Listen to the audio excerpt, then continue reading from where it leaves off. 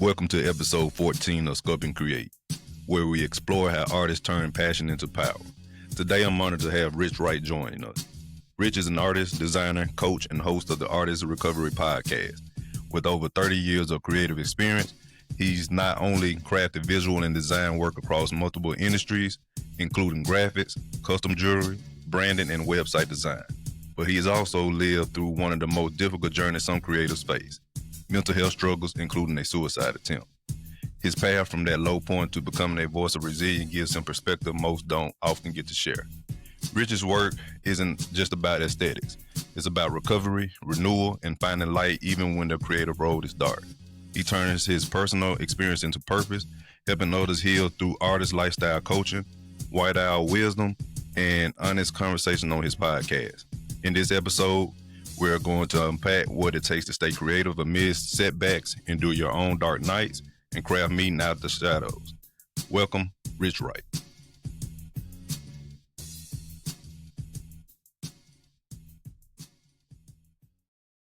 Welcome to Sculpt and Create, where fitness fuels creativity and helping artists, entertainers, and creators on their journey towards their physical, personal, and career growth. I'm your host, Trey the Fit Artist, and who I have with me today is Rich Wright. He's an artist, designer, podcast host. Welcome to the show, man. Good to be here, brother. Appreciate you having me on. Oh, man, I'm glad you can make it, man. So before we begin, man, let everybody know where they can find you if they need to know more about you and so forth from there. Easiest way is just to go to the website, which is you can go to richwrightunlimited.com or theartistrecovery.com. I've got probably 4 domains leading to the same spot, so it's the easiest way to find me. Okay, definitely. All right, cool, man. So we're going to just dive right in and get into it. So tell us, what do you do currently? Like, what is your, position, and what do you do? Right now, main focus for me has been on developing the podcast, which is the Artist Recovery Podcast. And that's where I'm talking with other creatives across multiple industries, sharing their life story. And if mental health comes into play in the discussion, then we try to explore that a little bit deeper. The main focus of the podcast is geared around mental health and stuff like that within the creative communities. I'm also an artist by nature. I was given that gift at birth. So I'm always doing some kind of art creatively and design work also, doing graphic design, branding, product development, website design, a little bit of all that type of stuff. But the podcast right now is the main thing that I've been focusing on.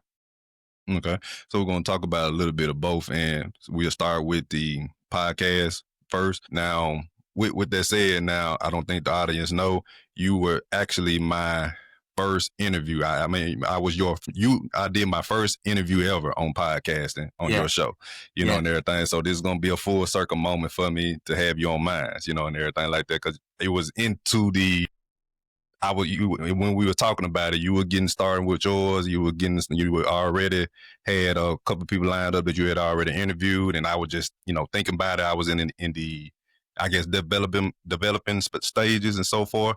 Now them came to fruition, and seeing your grind, man, and what we was already saying we doing it.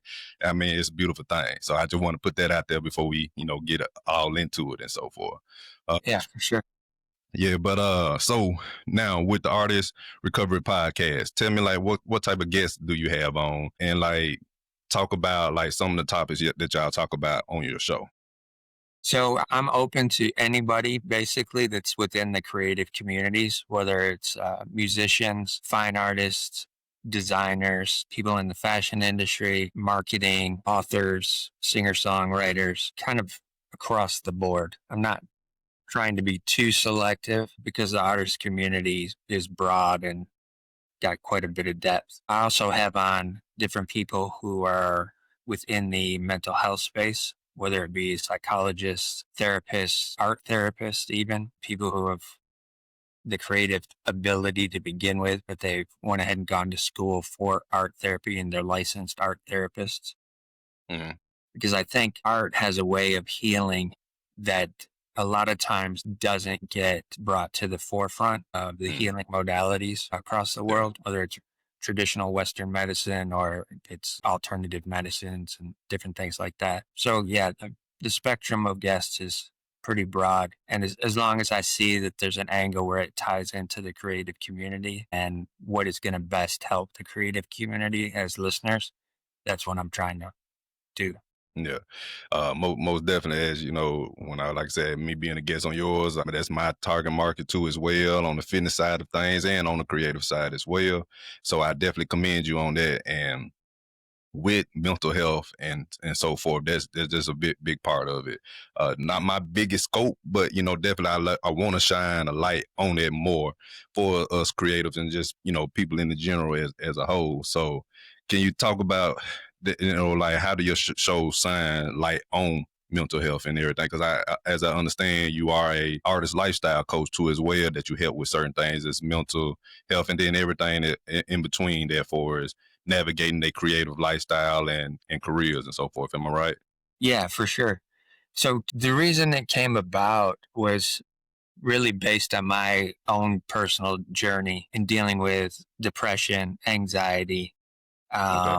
At 25, I attempted suicide, spent 6 weeks in hospital after that, and then 6 weeks outpatient as well. So it, I'm trying to come from the perspective of my own personal life story as an artist and someone who's struggled with mental health most of my life. So the reason I want to shine a light on it is because of the fact that the mental health discussion in general is not talked about enough. Mm, And it even gets smaller when you talk about it within the creative community. So for me, having that personal journey, dealing with all of the things that I've dealt with, as well as being on the other side of the couch, so to speak, as a patient within multiple fields of therapy, psychiatry, cognitive therapy, art therapy, alternative therapy, EFT, again, alternative methods, Reiki, energy healing, different things like that. mm, Fortunately for me, I've had doctors and therapists that I've consistently went to that mm. have been very willing and open to allowing me to be my own advocate Okay. in terms of the patient relationship scenario. And I've always been asking questions Mm, that have a lot of times stumped my therapist. mm. So they're willing to allow me to go outside of their scope of Right. expertise to find other answers. And so that's where Okay. the focus of what I'm trying to do and shine a light on comes into play. It's from my own personal experiences. And if I can share that with somebody else that may have a similar experience, then it's all the better. Makes them feel like they're seen, heard, not alone, different things like that. Okay. I understand. And from with your podcast, you are bringing a shining light to it and giving people a space to vent their insecurities, their issues, their problems, and stuff like that, and hopefully for some kind of maybe resolution or having weight lifted off of me in some sort of sense and so forth. Now, back with you dealing with the issue of you, wanting to commit, committing suicide, wanting to commit. You said committing suicide or wanting to commit suicide. I attempted to.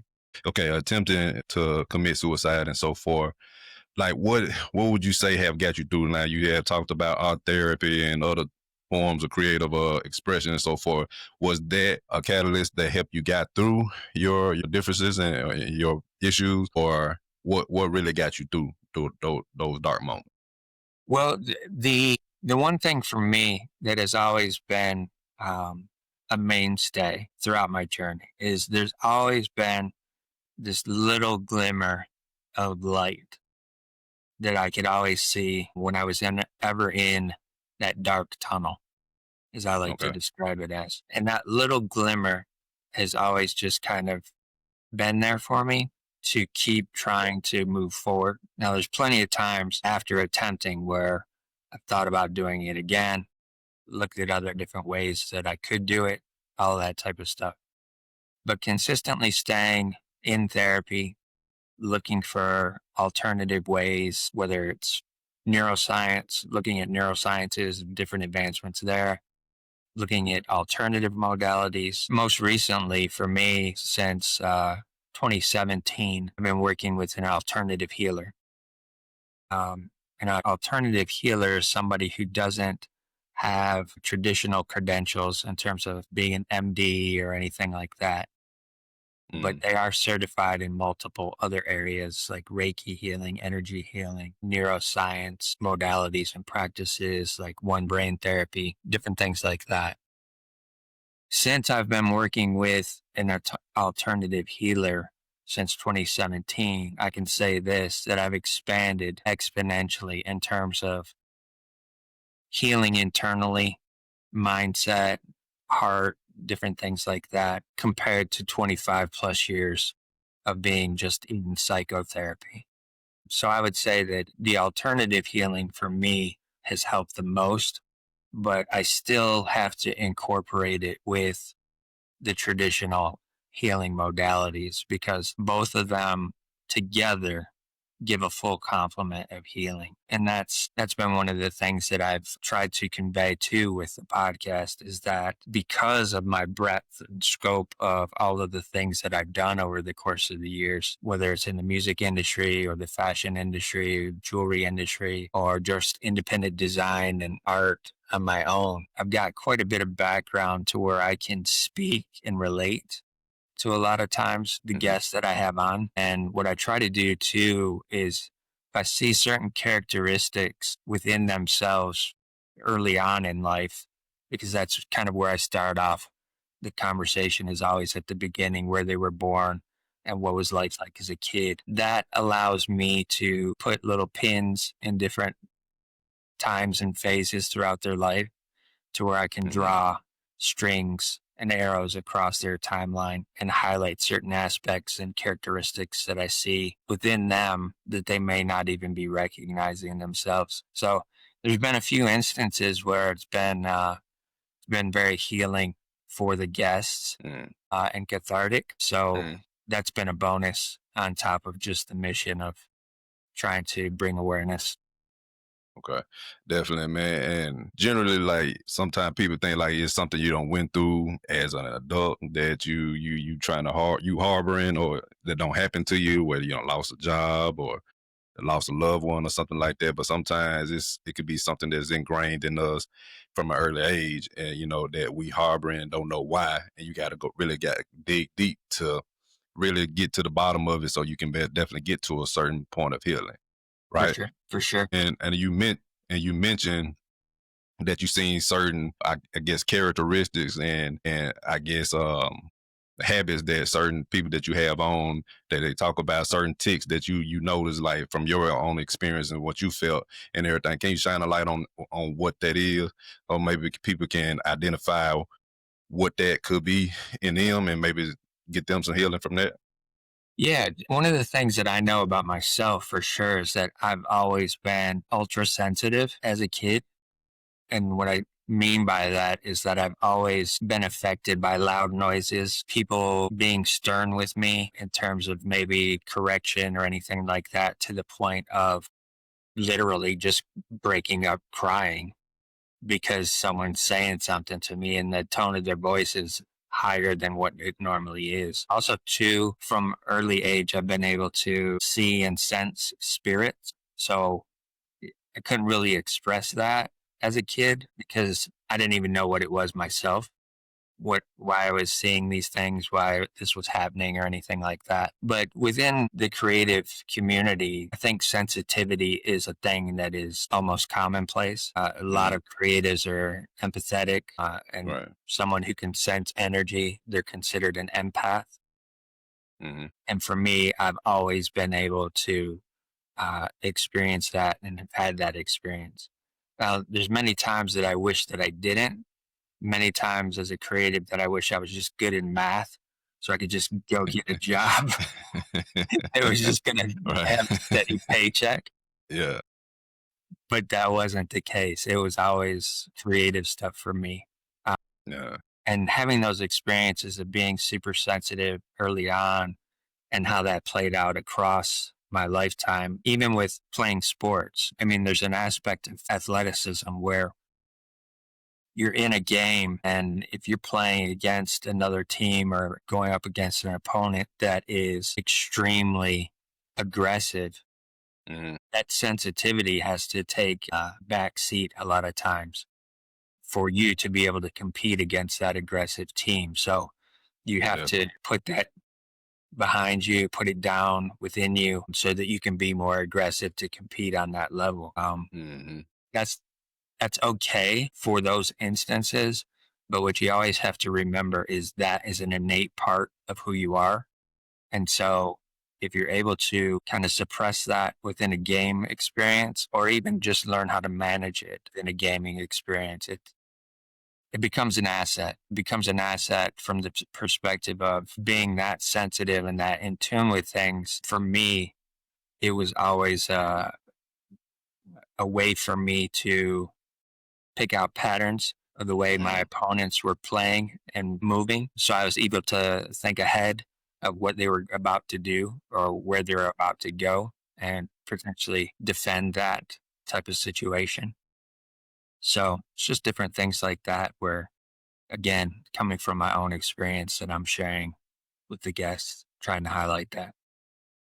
Okay, I definitely understand that. So outside of the mental aspects of things, or people going through depression or anything like that, what other the things do you shine a light on?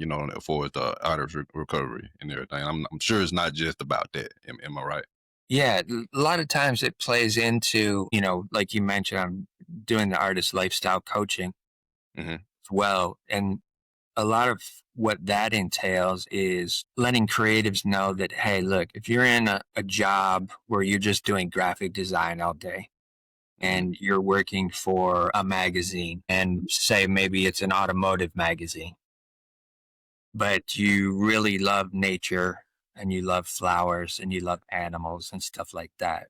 So ultimately, that automotive magazine job might start sucking the life out of you after a few years because it's strictly focused on that. A lot of times it's not real creative. It's a little bit more technical than it is creative. Yeah. So what I try to do is talk to other creatives who may be experiencing that, where their job as a creative is it's not filling their soul with some joy. It's not filling their hmm heart with some joy. And so I want to be able to help them look at what their talents are and where that creative juice flows within them, and see if there's any things that they may be just as good as, or hmm something they may be good at that they haven't even looked at. And then show them, hey, these are other options and where you could maybe pivot into another industry as a creative and do something that brings more joy to your heart with your creative talents and allows you to move forward in that way. I think that's another area where we're really trying to highlight that. I'm trying to highlight that. Also, too, talking with people who are in the other side of the spectrum in terms of people who are working in mental health space as therapists, hypnotherapists, alternative practitioners, different things like that. Just bringing those in as well so that people see that there are alternative resources available. Alternative resources such as what? Such as if they think that the only option they have is going to a psychiatrist who's going to be prescribing them medications and different things. There's multiple things that they can add in along with that. Not saying that medicines are bad in terms of working with a psychiatrist, because I have to take medication myself. But one of the scenarios that I've seen within my journey with taking the medications as long as I have is that it affects my gut. So, meaning that I don't have a robust gut flora, which means I don't have a lot of the bacteria that's really needed within the gut to help break things down and help it move Yeah. throughout the body. So, if we're talking about bringing somebody in who's a gut specialist, that's not necessarily in a traditional medicine. You can go to doctors who specialize in guts and the gut and different things like that, the digestive tract, all of that kind of thing. But a lot of times you may just need some supplements that help do that, or a probiotic or a prebiotic or any of those types of things, where that's just an alternative addition to the traditional medicine. Okay. Yeah, I got you. It definitely hits home when you were talking about for is the working somewhere where you're not really like liking where you at, even if you are you are in a creative type field. I Yeah, always tell people that you got to be passionate about what you're doing, for or sure. I mean, I understand you got to pay the bill, and stuff like that. But is it really living if that's all you doing, and everything like that? Now maybe, you find something outside of where you working and everything to fulfill that passion and that will bring that life to you. But in all essence, I feel like it's everything you should be doing should do that. But I think about when me for like working like regular jobs and so forth, it was always I knew early then it was always like felt like a chore, and everything. I couldn't really just get along with everybody, especially the ones that be in a field where they just because they above you, they're manager stuff like that, they feel like they can mistreat you and so forth. And I'm Yeah, gonna for let you sure. know that you can't talk to me any kind of way. You know what I'm saying? So I just didn't really fit into that grind until like early on when I started off, selling like bubble gum, looking at my auntie, she used to sell, she was a icy cup lady Yep. selling Yep. stuff out her trunk and everything and out her house and so forth. So I kind of got the idea from her to do that. So I got my first, you would say, taste of entrepreneurialism there. I got some 5 cents, 3 cent bubble gum and started selling Yeah. at school for 25 cents, and everything like that. So I got a first taste of that, and later on I kind of forgot it for a while until a woman came to me and said, you doing all this working out and stuff like that. You should be, a trainer and so forth. And I looked into it and make a long story short, I'm here now. But the entrepreneurs, and I say that because being an entrepreneur is very creative in its own right. And For sure. especially if you're doing something that you like doing and love doing and you helping people, it helping you as you helping people and stuff like that is so many ways that avenues that is helping you so much, in some ways, especially to your regard that things that you don't went through that you don't harness and put into practice to help other people's out through your podcast, through your artist recovery lifestyle business, and even in your graphic design, you helping in some way for us entrepreneur, you giving back to the entrepreneurs and all that stuff like that. In that sense, I think that's very paramount. People need to find their thing that make them passionate about what they're doing and just getting up. Period. Yeah. And everything, doing this day to day. Now let's go. I guess we could talk about the graphic design last and everything, but yeah. So let's go into the artist recovery. Being a lifestyle coach for artists and so forth. Like, what does that entail? We talked about the mental thing, pretty big, but so like, what did that entail? Like, how do you? I know you more so doing stuff in the podcast realm, but are you still doing something in the artist lifestyle category as well? Yeah, for sure. I mean, that's just Okay. on going alongside of it. So Okay. it's Okay. kind of working in Okay. tandem, so to speak. Okay. Similar to what I'm doing. Yeah. There you Yeah, go. yeah, Yeah. exactly. And two, it's helping them figure out the things that they don't see as options.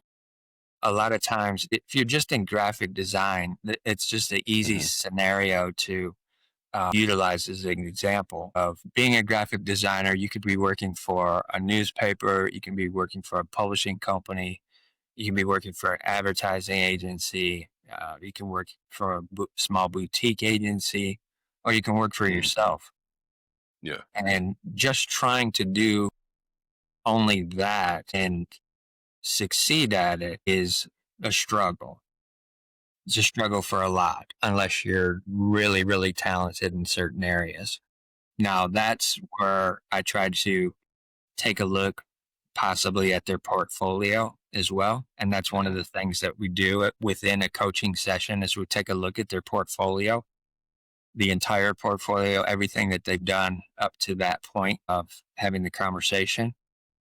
And I'll just see certain things, kind of like what I do on the podcast, where I put a pin in something and say, okay, you're really good at layout. You're really good at color scheme, really good at picking type that goes along with the theme or the project, different things like that, where I'm just pulling those things out, taking mental notes. And then also too, throughout the whole process, I'm thinking of different areas and avenues of where they could essentially pivot or take their graphic design skills and use it in this other industry. An easy place for that to work. I mean, one of the things that moves us as human beings in and of itself is music, right? Right. So if you're doing graphic design for a newspaper and it's literally sucking the life out of you because it's boring as shit to be able to be doing that for a newspaper. Yeah. Right. But yet you're really good with typesetting and colors. You could look at doing something like that in the music industry, because in order to get an album cover designed, you've got to have a graphic designer. In order to start creating merch, you've got to have a graphic designer, somebody who's able to create design and layout for those different types of things. You could end up working for a podcast as a graphic designer, because they've got to have thumbnails for each one of their episodes. They've got to have promo stuff. They got to have cover art for each guest, different things like that. And that's just basically what the coaching component of it is looking at what their skill sets are and where their talents are and where they have the ability to excel, and just highlighting that for them and providing those other opportunities and putting it in front of them, saying, hey, you can pivot into this other industry doing exactly what you're doing already, but just doing it with something that you really, really enjoy. Yeah. So do you like, what type of artists do you work with for when you coaching them? Is it graphic design artists, or is it like music artists? What type of creative fields do you work with, if it's a combination of people? Yeah, it's a combination of people. Again, too, it's because of my own background, being in fashion, being in jewelry, working in the music industry, Right.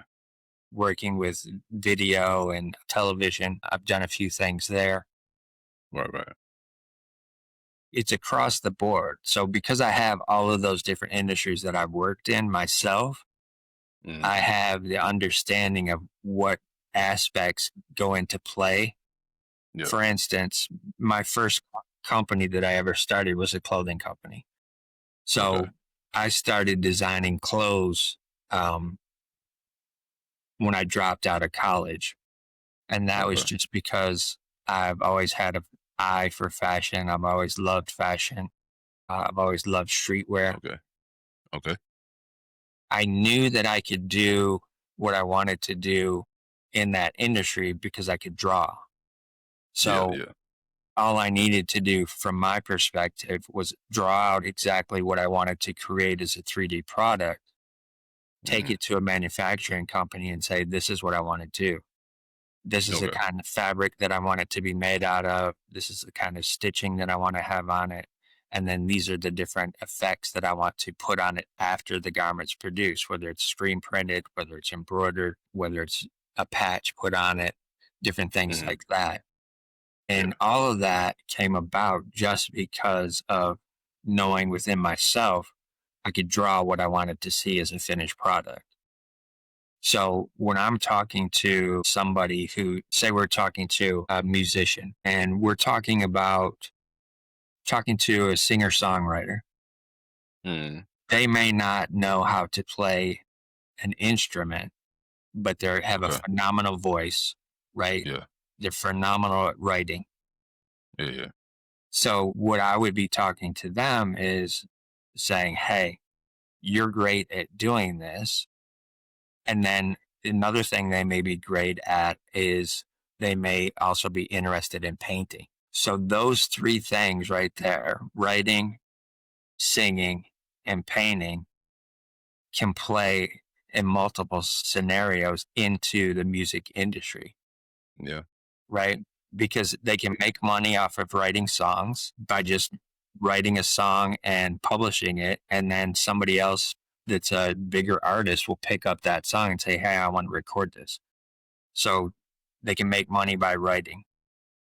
Yeah. Singing, they get picked up by a record label, and then they're recording songs that somebody else write. Or if they're singing their own songs, even better, because then Right. they have an opportunity to not only get publishing off of the writing of the song, but also the fact that they're going to be singing that song.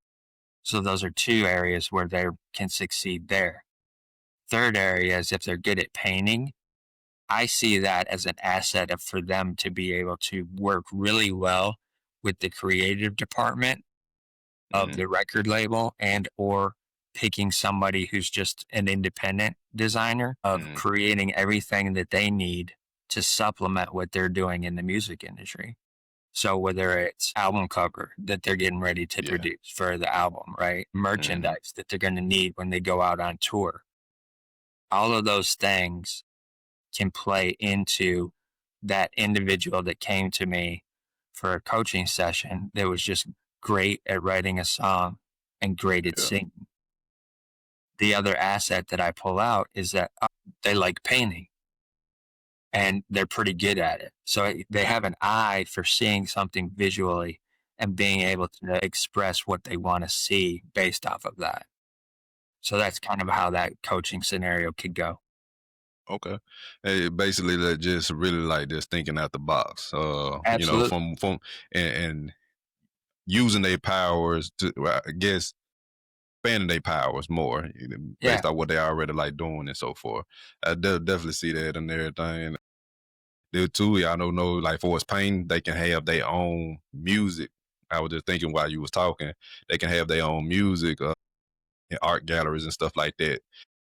Portrays their music or have a whole story behind a particular piece of art, For and sure. everything like that.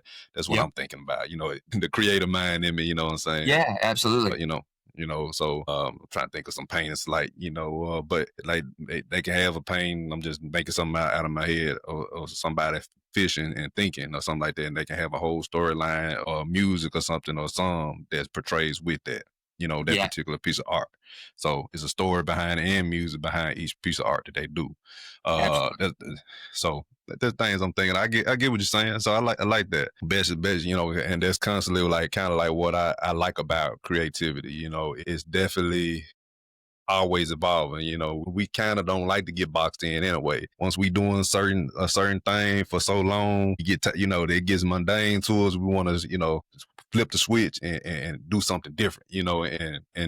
And how you doing it and letting them know what other lanes they can go in so they can keep pushing their creative output even more stronger and longer and everything. So I like that. Yeah, for Okay, sure. cool.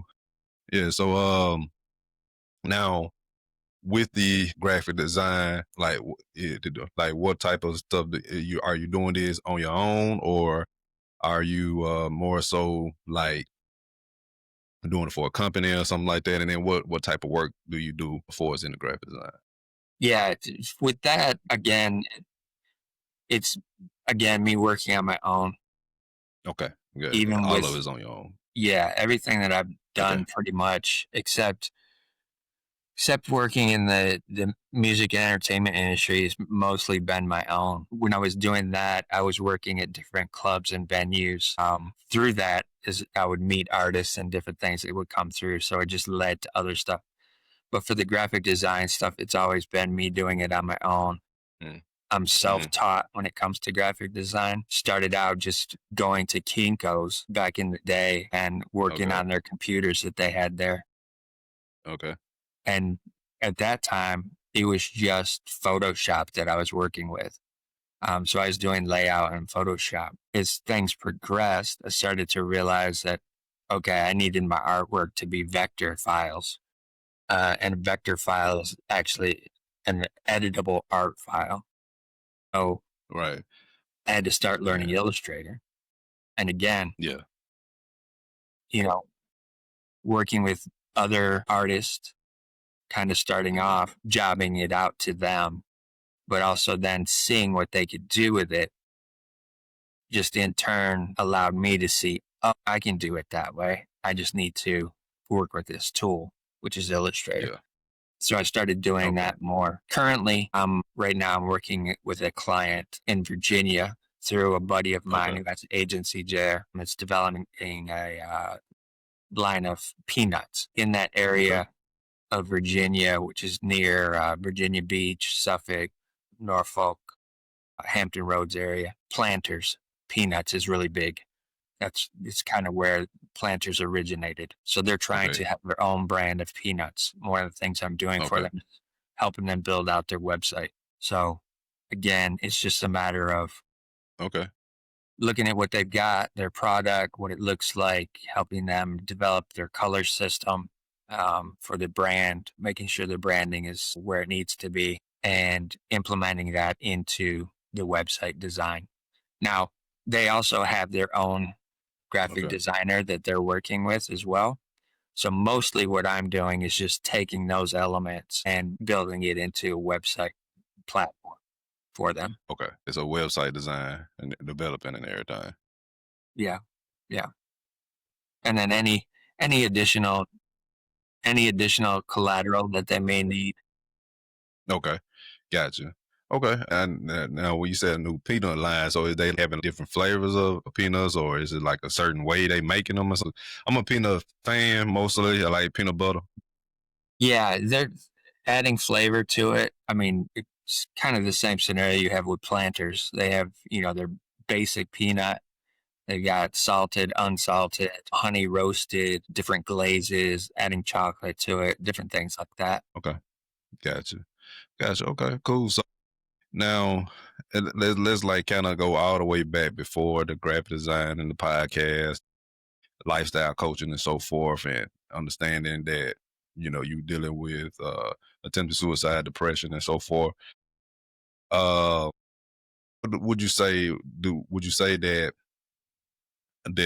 art helped you, uh, or it was born out of this, or like what helped you to overcome that most from that and everything? That's what I'm trying to see in that regard. Got you. Art's always been a constant for me. So it hasn't, for Okay. me, it hasn't been the thing that has helped me get through. Okay. But I do know that art can be a tool to help others get through, and it can be a way for them to express. For me, it's always been a constant in my life. So it hasn't been the thing that's helped me get through Hmm. the depression and the anxiety and different things like that. The things that have helped me get through that have been, number one, just my constant search for answers in terms of why certain things are happening. One of the things that we discussed on the Okay. podcast when you were on with me was that generational trauma. Hmm.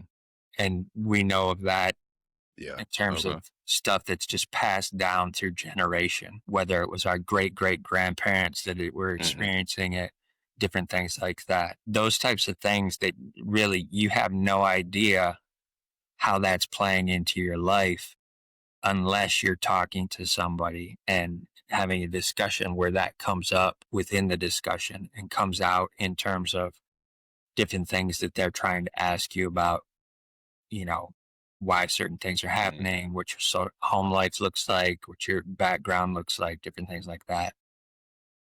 Hmm. So again, yeah, for me, it's just been that constant search for answers. So I've looked at all kinds of different things that have um, Hmm. brought me to a place of being able to find healing. Okay.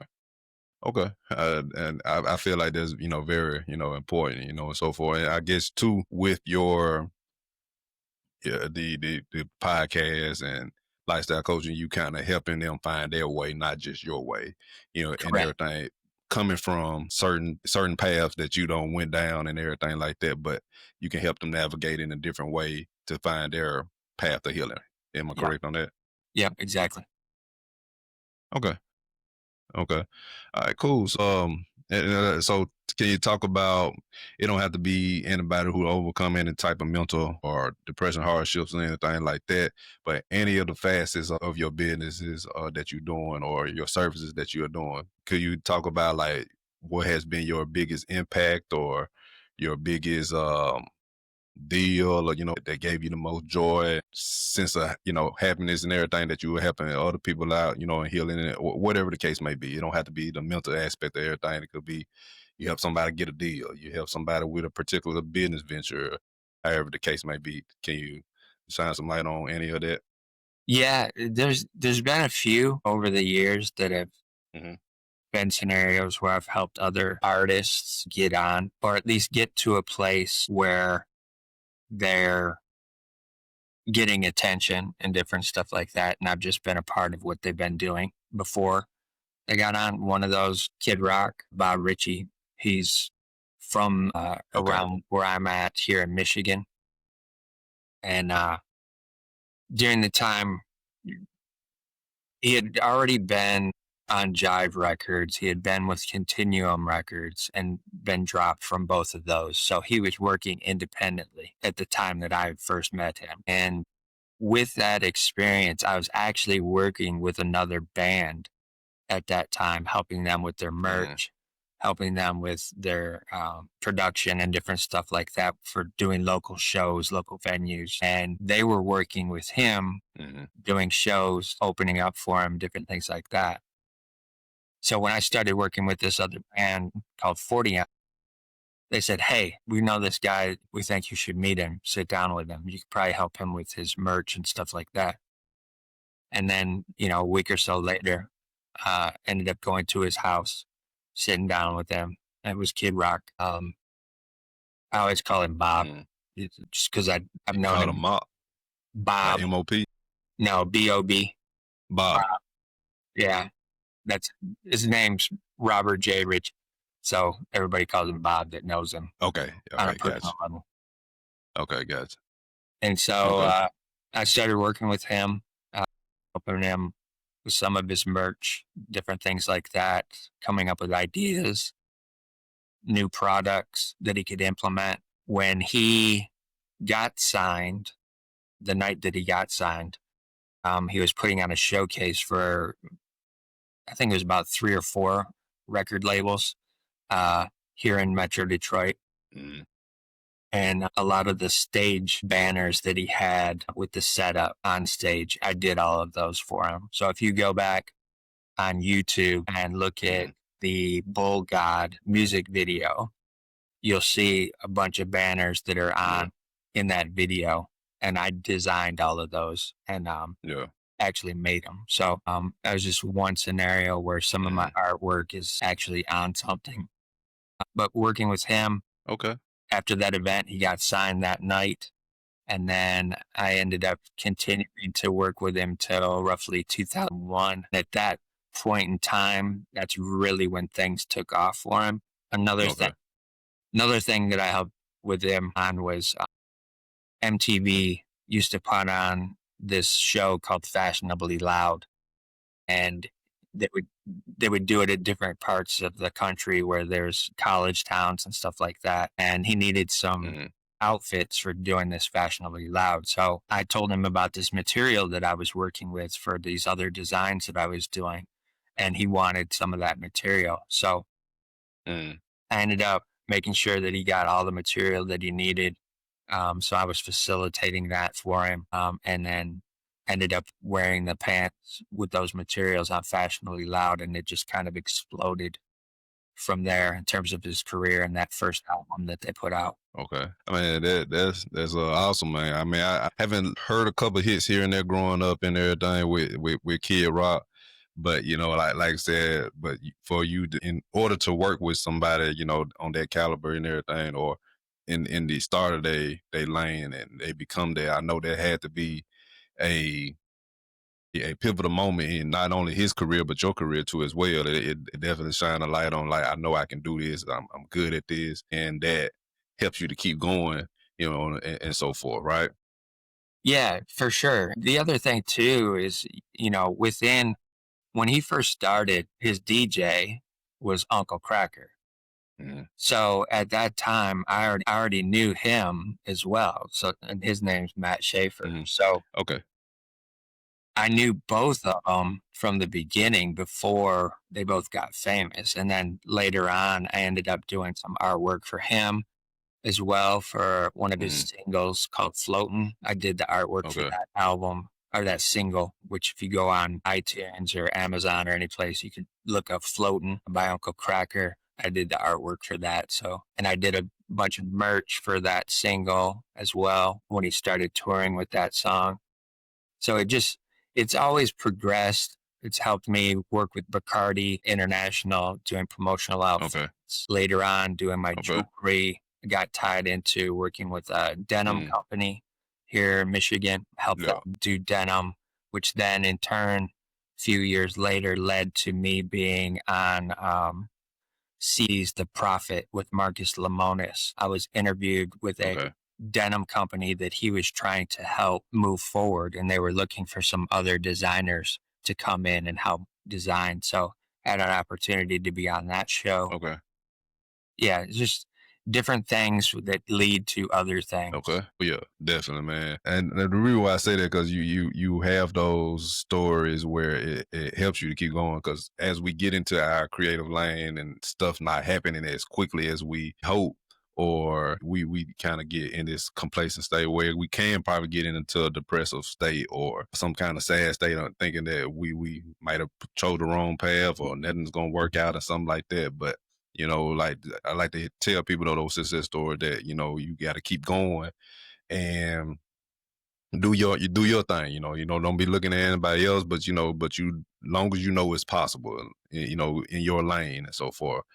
And you just keep grinding and figuring it out and stuff like that. It will definitely come to fruition.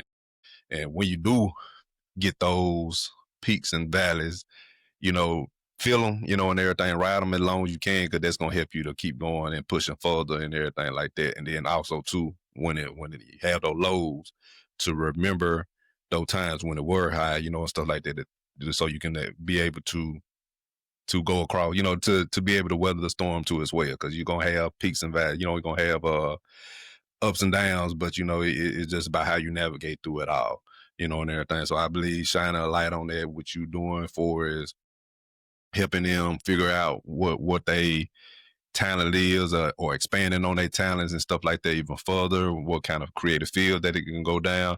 I think that's be paramount to what you're doing, and even on the mindset tip. So I commend you on for doing that, man.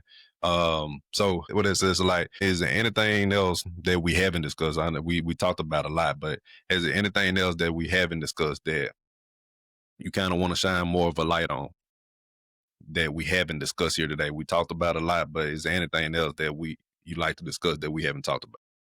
Yeah, one of the things I'd like to discuss it, shine a light on is what you're doing because like you I said appreciate it. it early on, you being on my podcast was the first interview that you had ever done. And at that time, we had talked about different things that you had going on. You had mentioned you wanted to do a podcast as well. And now you're doing it.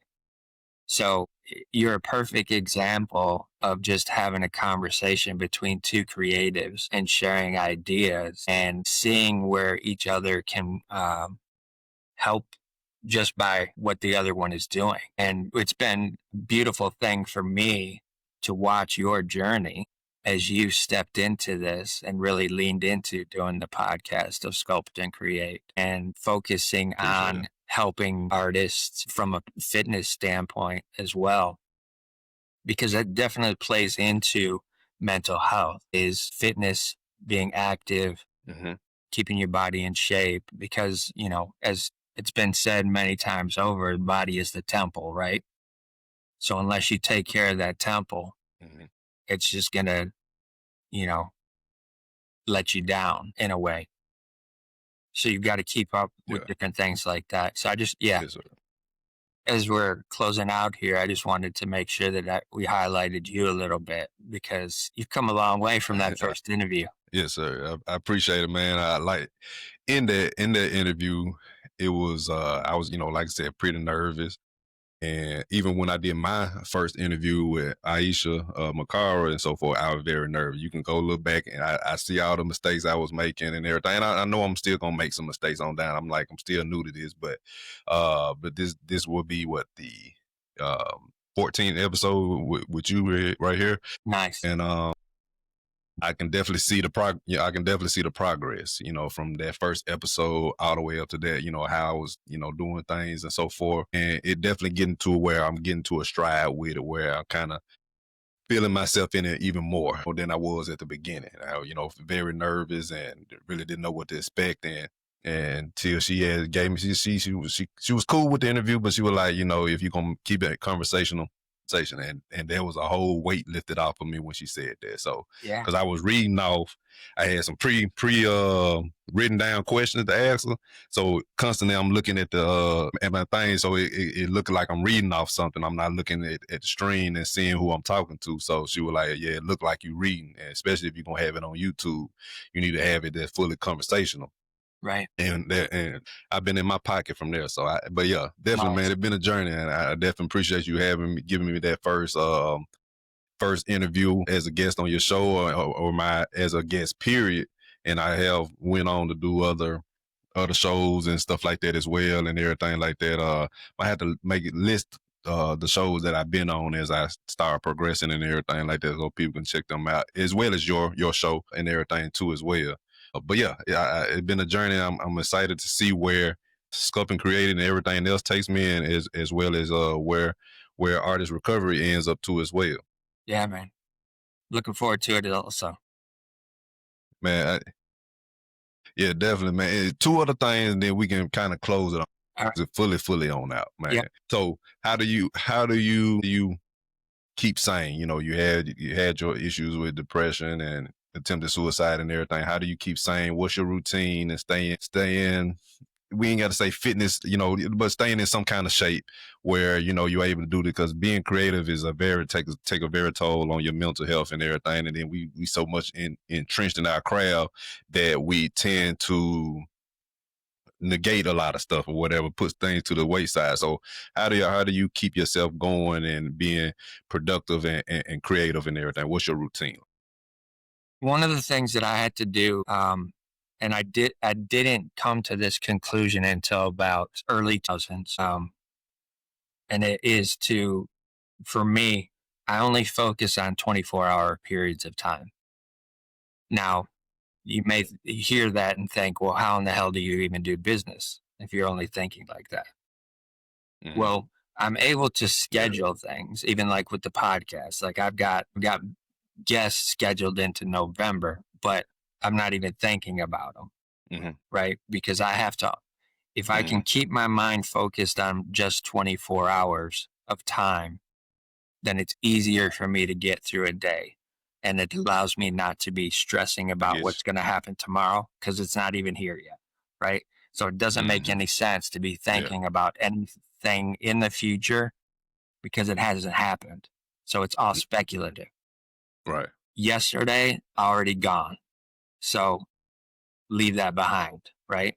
Today is the only day that really matters. Is where you're at full and presently. And the beautiful thing is every 24 hours, you get a clean slate. It's a fresh day, a new start. You can start all over. The other component of that is looking at how much I'm sleeping. I'm sleeping roughly between 8 to 9 hours a day. So right there, I've just chunked off 8 hours, right? So now I've only got 16 left. Right. Chop that down into another 8 of whatever work that I have to do for the day. And then the other 8 is just time that I can put stuff in, whether it's creative stuff or if it's just, necessary book work stuff that I need to get ready for the next day, however. But it's just focusing on that 24 hours and then giving myself grace to just live in those 24 hours. Like not worrying about what happened yesterday or 2 weeks ago, not really focusing hard on what's coming tomorrow or next week because it's not even here yet, right? So that's one thing that's always kept me in the place that I need to be right now and in this moment, that allows me to get to the next day. Okay. I like that. Definitely I always say taking it a day at a time. So I like that. And then you just making sure you time whatever you need to do within that time frame. I think a lot of folks think sporadically, like if they doing this at one time and then it doesn't happen at the time, they don't got no time. And then they think they're scrambling. But I feel like you give yourself those windows and stuff like that to kind of have some reprieve in between time. Like you got your rest period and you got your work period and whatever else in between. I think it can go a whole lot smoother that way, instead of just thinking everything got to be in a chronological order or anything get out of whack. Especially with us creatives, it can get messy. You know what I'm saying? Real quick For or sure. whatever. So I agree with that. I like that. And the other question I have is, I was going to say, go ahead. the other thing that I do too is if I need to, within thinking in that mindset, if I need to take that day and just rest all day, that's what I do. Mm-hmm. Like I don't keep that pressure on myself to have to do something. Now, fortunately, working for myself, I'm able to do that. Whereas somebody who's having to go to a 9-to-5 job may not have that luxury, but they do have time after they get off work to be able to take care of themselves. Mm-hmm. Me, if I have a day where it's in the middle of the week and I need to take a day just for myself to relax, to chill out, I'll just veg out and watch movies, go do something, go for a walk, get out in nature, different things like that. Yeah. Mm-hmm. Okay. I like that, man. And the other question I have is, you mentioned about the community. Like that's where we met at on Mighty Networks, where I'm building my community, Fit Master Speaker Lab, for artists and entertainers as well on the fit side, helping them with their fitness goal, but also connection, inspiration, and sharing creative ideas and connection and networking. But shine a little light about your network, what it's about, and what type of people you looking to help and everything and bring together in that community.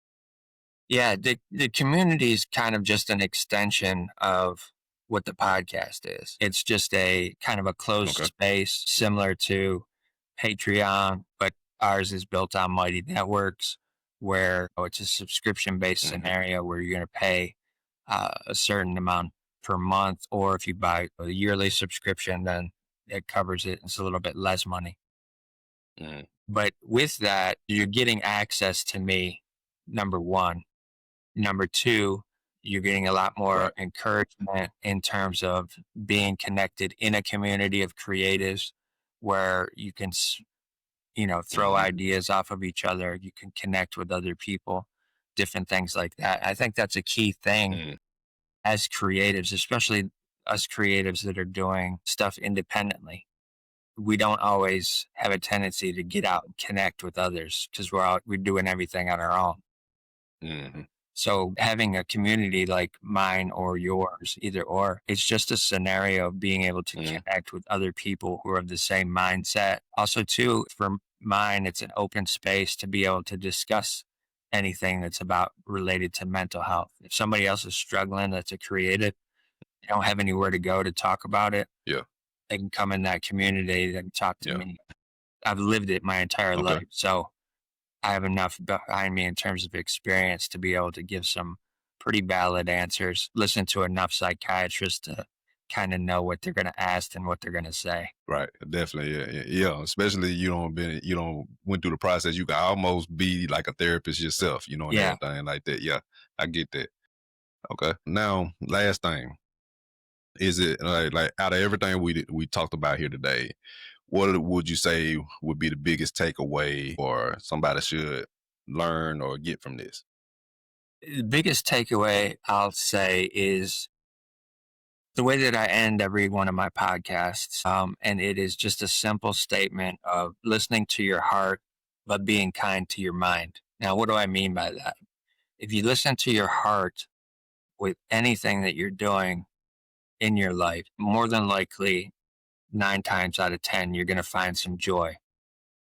And that's going to be the thing that keeps you moving and keeps you going. The other side of it, being kind to your mind, is people have to understand that the mind is affected by conditions. So what takes place around us every day is what affects the mind.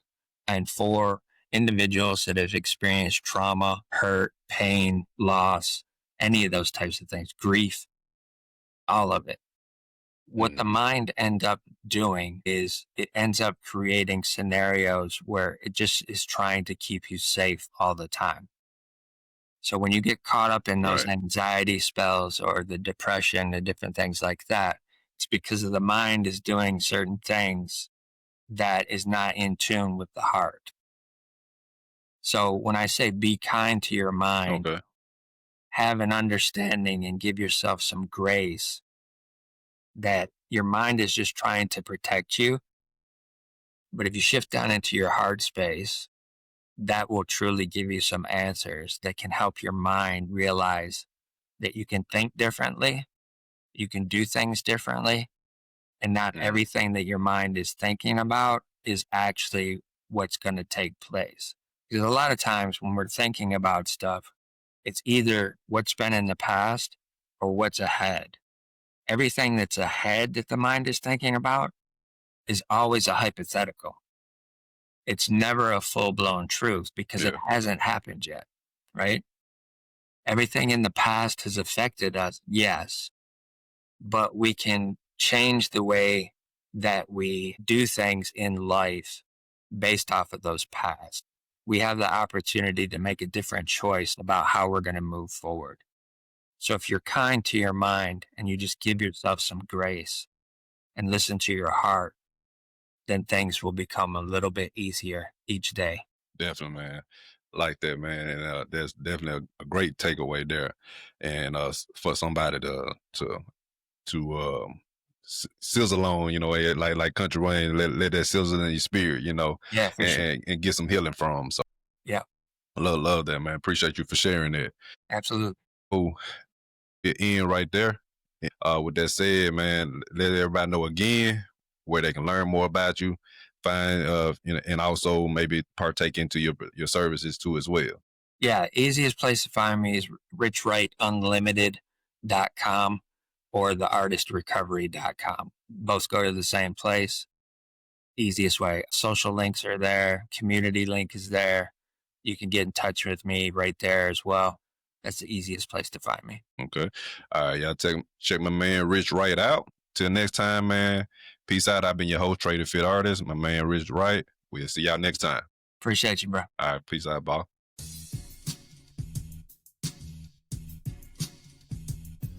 Thank you for tuning in to this episode. If you enjoyed it, be sure to follow us on social media and subscribe to the show wherever you listen to podcasts so you never miss an episode. If you're looking for fitness coaching to help you reach your goals, want to join our animated network for fitness, guidance, collaborations, networking, and community, or are interested in being a guest on the show, check out the links in the description. Stay creative, stay fit, and we'll holler at you next time.